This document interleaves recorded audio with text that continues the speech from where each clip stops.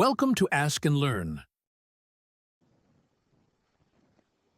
In this problem, we're given an equation which represents the area of the pupil of the eye, and we're looking at the sensitivity to light as the brightness increases. And the way we find the sensitivity is by taking the derivative of the area of the radius. And so we're going to use the quotient rule to get this derivative since we have a quotient. So here we have the bottom times the derivative of the top minus the top times the derivative of the bottom over the bottom squared. And now we can simplify that. So what we do is we distribute the 9.6 x to the negative 0.6 power, and we distribute the 1.6 x to the negative 0.6 power. And in the next step, we notice that we can cancel these opposite terms, and then we can add these like terms together. And so for the derivative, we end up with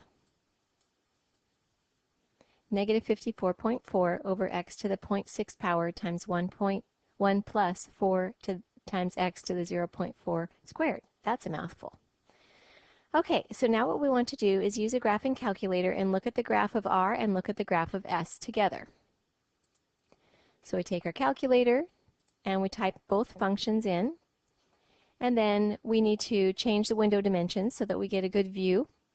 And so I decided to let my x values go up to 20 and my y values go from negative 20 to 20, but you can mess around with those numbers and find something that you like. Okay, looking at the graph now, the blue one represents R, that was the area of the pupil, and the red one represents S, that was the rate of change of the area of the pupil, and that's the sensitivity. And one thing we can notice for small values of x, that would be values where the amount of light is low.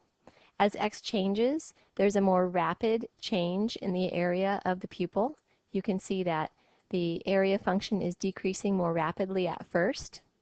So there's a quick change in the area of the pupil when you're going from dark to light. There's a much more slow change in the area of the pupil when you're going from something that's already bright to something that's a little bit brighter. And similarly, in the rate of change of the area, the rate of change happens much more quickly at first as we're going from dark to light, and then the rate of change slows as we're going from something that's already light to a little bit more bright.